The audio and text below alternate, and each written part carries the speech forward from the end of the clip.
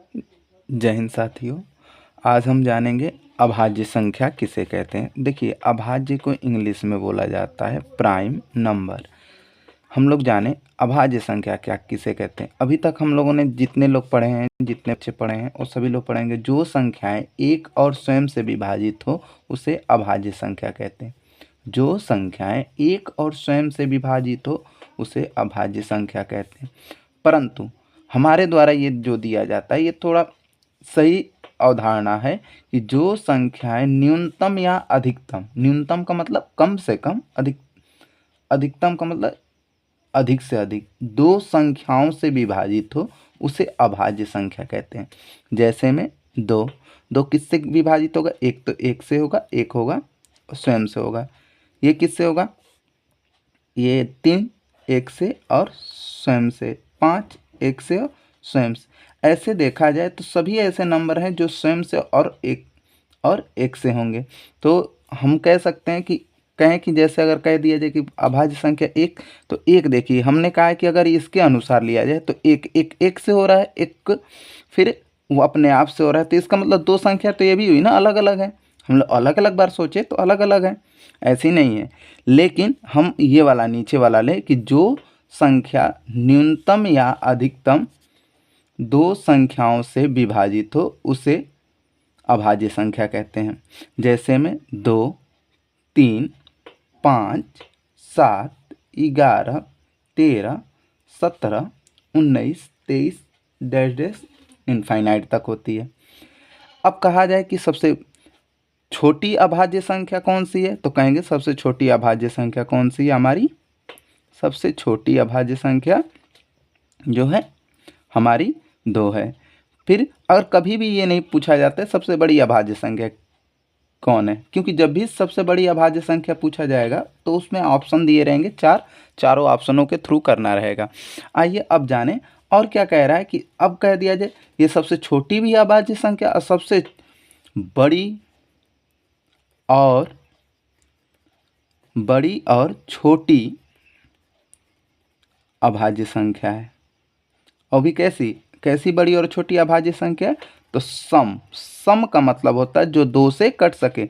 इसके अलावा कोई ऐसा नंबर नहीं होगा जो दो से कटेगा। दो छोटी भी है और कहा जाए कि बड़ी और छोटी अभाज्य सम है, ये है, समझ में आया? और सब जो है विषम है। और कहा जाए कि विषम सबसे छोटी अभाज्य संख्या, तो ये विषम सबसे छोटी अभाज्य, विषम छोटी अभाज्य संख्या है। अब जानते हैं, आज हमने जाना कि अभाज्य संख्या क्या होती है। तो जो संख्या एक और स्वयं से विभाजित हो उसे अभाज्य संख्या कहते हैं। ये हम लोग पुराने पढ़ चुके हैं, लेकिन हमारा जो दिया गया स्टेटमेंट है, जो संख्या न्यूनतम या अधिकतम दो संख्याओं से विभाजित हो उसे अभाज्य संख्या कहते हैं। जैसे में 2, 3, 5, 7, 11, 13, 17, 19, 23 ऐसे डैश डैश करके अनंत तक। आइए अब हम लोग जाने इसी में ही कि भाज्य संख्या किसे कहते हैं। भाज्य को बोला जाता है कंपोजिट नंबर। कंपोजिट नंबर क्या होता है? तो जो संख्या दो से अधिक संख्याओं से, दो से अधिक का मतलब दो नहीं, 3 हो, 4 हो, 5 हो, ऐसे नंबरों से विभाजित हो उसे भाज्य संख्या कहते हैं। जैसे में 4 किससे किससे होगा? 1 से, फिर होगा 2 से, फिर हमारा 4 से। 6 देखा जाए तो 6 होगा 1 से, 2 से, 3 से और 6 से। इसी प्रकार यहाँ ये 3 नंबरों से विभाजित हो रही है, यहाँ 4 नंबरों से। इसका मतलब ये दो से क्या हो रही है? अधिक संख्याओं से विभाजित हो रही है, जितनी भी अधिक हो।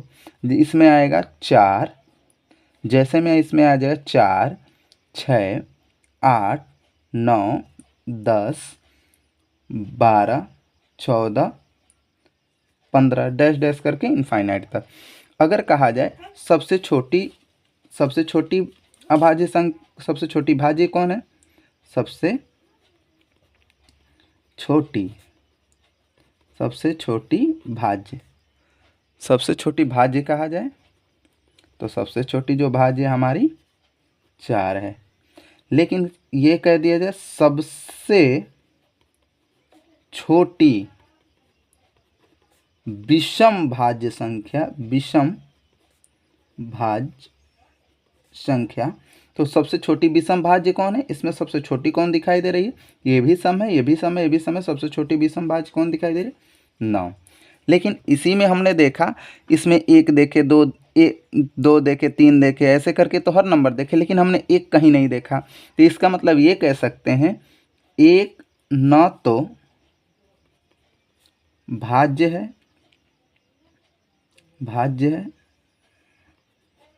न ही अभाज्य है।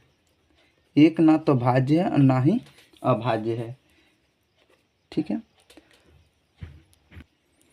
अब हम लोग जाने अभाज्य गुणनखंड। अगर कोई भी संख्या है, अगर उसको हम उसका खंडन करते हैं, उसको तोड़ते हैं, जैसे में एग्जाम्पल में अगर 12 लें, 12 का अगर हम खंड करते हैं, तोड़ते हैं, जैसे 2 से पहले कटाएंगे। अभाज्य का मतलब ये 2 है, 2 अभाज्य है तो 2 से कटाएंगे 6, फिर कितना 2 से कटाएंगे 3, फिर 3 से कटाएंगे 1। तो ये जो ये संख्याएं आ रही हैं, कौन? 12 के जो ये आ रहे हैं फैक्टर, 2 गुणे 2 गुणे 3, ये जो आ रही है अभाज्य गुणनखंड कहलाते हैं। क्यों? ये आपके पेपर में हर बार पूछा जाता है। ऐसे ही आपको दे देगा कि 140 है नंबर, उसका अभाज्य गुणनखंड बताइए, तो आप 2 से कटाएंगे, 2 से कटाएं यहाँ आ जाएगा 70, फिर 2 से कटाएंगे तो यहाँ आ जाएगा 35, फिर आप 5 से कटाएंगे यहाँ आ जाएगा 7, फिर 7 से कटाएंगे यहाँ आ जाएगा 1। इसका मतलब 140 का जो अभाज्य गुणनखंड है, इसका 2 कितने बार है? 2 बार। तो 2 का पावर 2 देंगे, गुणे फिर लिखेंगे 5 गुणे 7। इस प्रकार से इसको लिखा जाता है। ये अभाज्य गुणनखंड होते हैं। आपके पेपर में इसी से ही ज़्यादा से ज़्यादा क्वेश्चन पूछे जाते हैं। और आपके पेपर में एक इसमें आगे हम लोग पढ़ेंगे, आगे सेशन में जो भी पढ़ेंगे हम लोग उसमें एक फार्मूला पढ़ेंगे। फिर ये तो अभाज्य गुणनखंड पूछा जाता है, इस पे बहुत से सवाल आते हैं। जैसे में आप में ये आया है, फिर 120 का दे दे, ऐसे करके 120 का दे दे, तो इसका निकालेंगे, 2 से कटाएंगे ये 60, फिर 2 से कटाएंगे, ये 2 के पारे में 3 बार में ये 0 उतार दें, फिर 2 से कटाएंगे, ये कितना आ जाएगा 15, फिर 3 से कटाएंगे, कितना आ जाएगा 5, फिर 5 से 1। अच्छा, 120 का क्या क्या फैक्टर अभाज्य गुणनखंड हो गए? तो प्राइम फैक्टर कितने हो गए? 1 2 3, 3 जो है 2 है, तो 3 का 2 का पावर 3 दे देंगे, गुणे 3 गुणे 5, ये हो जाएंगे। फिर हम कह सकते हैं कि ये इसके बाद तो ये सही है। इनके बाद हम लोग एक जान लेते हैं कि इसी के बाद आपका एक फार्मूला आएगा, पहली संख्या गुणे दूसरी संख्या बराबर एलसीएम गुणे HCF। इसको सिद्ध भी करना रहेगा। पहली संख्या दूसरी संख्या कैसे? जैसे मैं आपको एग्जाम्पल दिखाया जाए, जैसे मैं आपको दे देगा कि जैसे दे दिया 24 30, कहा कि इसका एलसीएम बताइए और HCF बताइए, तो आप इसका भी फैक्टर करेंगे, 24 का फैक्टर करेंगे, इसमें 24 का फैक्टर करेंगे, फिर यहाँ आ जाएगा 12, फिर 2 से कटाएंगे, फिर यहाँ आ जाएगा 6, फिर 2 से कटाएंगे, यहाँ आ जाएगा 3, फिर 3 से कटाएंगे 1।